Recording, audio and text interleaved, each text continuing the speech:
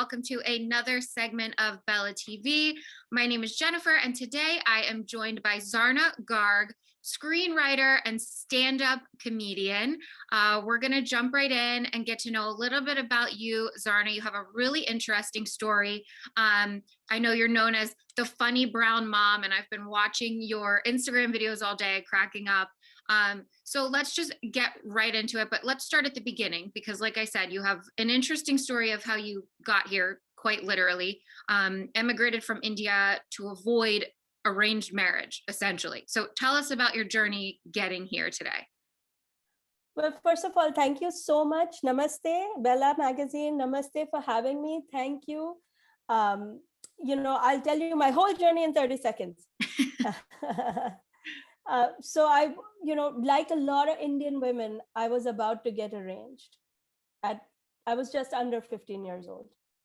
And this is very common back in that part of the world. So it's not just me, it's millions of women like me. I just happened to be that kid who was so curious, had insatiable curiosity. I got nervous that I might not be able to continue school and all that comes with marriage. So I was really defiant against it, and I didn't want to do it. And I found my way to America because my sister lived here and she agreed to take me in. My father was like, if you can't get married, you have to leave. I mean, it was his way of trying to scare me into getting married. Right. He just didn't expect me to take him up on the whole leave option. And I thought I would stay with my friends. You know, when you're 15 years old, you think you're going to have a pajama party for life. That ended in 2 days. And then came the journey of how to survive if you don't want to fit into that world. And that's what my life is about. And now what my jokes are about. Right. And was that something that you knew you always wanted to do, was to get into comedy and doing stand-up? No, my God, no. And in our culture, comedy means nothing to Indian people. Like, I think if my parents had realized that, like, I was the funny one, they would have cried. They would be like, we didn't get the doctor, we didn't even get the accountant, we didn't get the chiropractor, we got the funny one. What do you do with the funny one?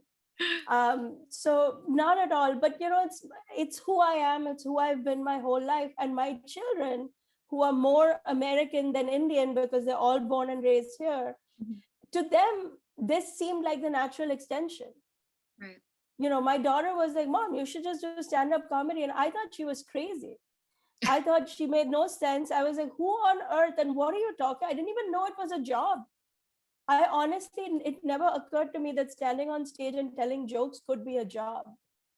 But once my daughter, she got me and curious about it and opened that door for me.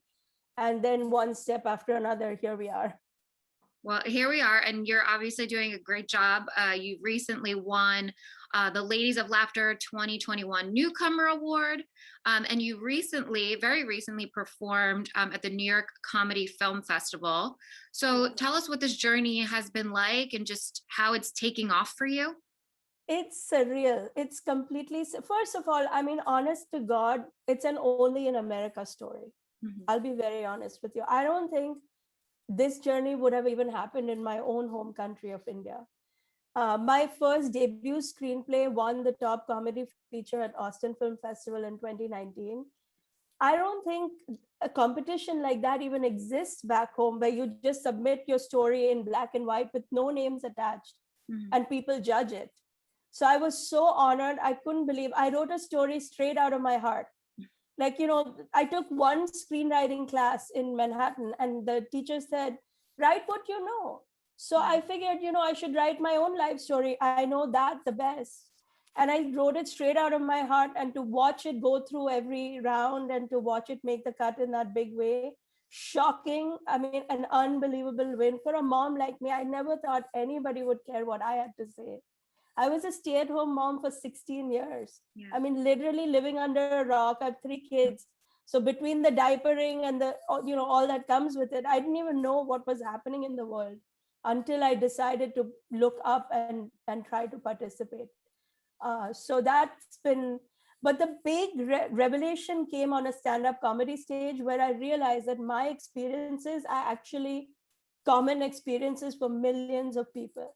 Mhm. Like one of my biggest jokes to break on TikTok was I've never said I love you to my husband. I was just putting my life story out there. Like, we don't do that. It would be weird to me. Even today, if somebody said, say, I love you to me, I couldn't do it. And I put it out there, and millions of people resonated with it. And that was a shock. That Yeah. was just shocker to me. And then that opened the door to what else do people resonate with and how can we connect? Yeah. And what was it like, doing the New York Comedy Film Festival? I mean, stand-up comedy in New York City is the best. All the greats start here, obviously. So what was that like for you? I mean, it's surreal. Like I'm like your everyday regular mom from India. I'm nothing special. I tell everybody who now asks me how to get, I tell them I just do it. Like there's no other advice there. If I can do it, literally everybody on earth can do it.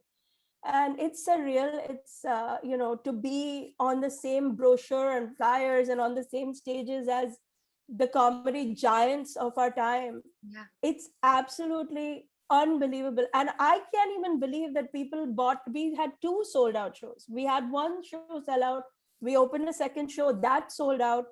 And the whole time I kept thinking, who are these people? Where are they finding me? But now I don't even know where they're finding me and who what. I just appreciate that they come out. And my shows, interestingly, had several multi-generation families represented. So there were like teen kids, there were parents, and then their parents. Yeah. And I was just so feeling blessed that these families thought of my show as worthy of their entire family time. I mean, we all know family time is so precious. Yeah. Getting together with kids and grandkids and all so precious. And the fact that people were choosing to come to my show because they knew it's going to be clean, it's going to be family friendly, it's going to be relatable across generations. So I was deeply honored, totally humbled, like beyond my wildest dreams. That's great. Do you have any upcoming shows or screenplays that we can look out for? Everything, all of the above. So I have a screenplay that's in development, rearranged. That's my own life story. I have a sitcom, a scripted sitcom series that's coming up called Patel's on Park. It's about my life today. It's based on my life of living in Manhattan and raising kids here.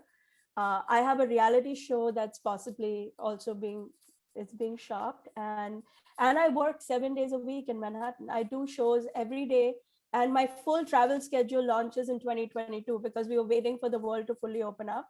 Of course. So all this to say that somebody let my mother-in-law know I actually work. Well, you're very funny, and I know you're even more popular on social media. So why don't you share with everyone your Instagram and your TikTok so that people can follow along and laugh with you?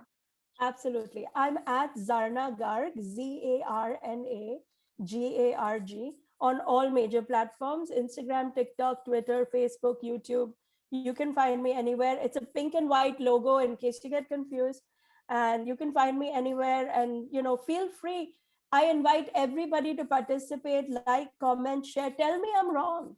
If you say I love you all day long and you love it, like, tell me about it. Because I want to make a joke about that next. Amazing. Well, thank you, Zarna, so much for joining us. I'm sure everyone will follow and get a good kick out of your humor. You're very talented. So congratulations on your entire journey. Thank you. Thank you so much for having me. Of Namaste. course.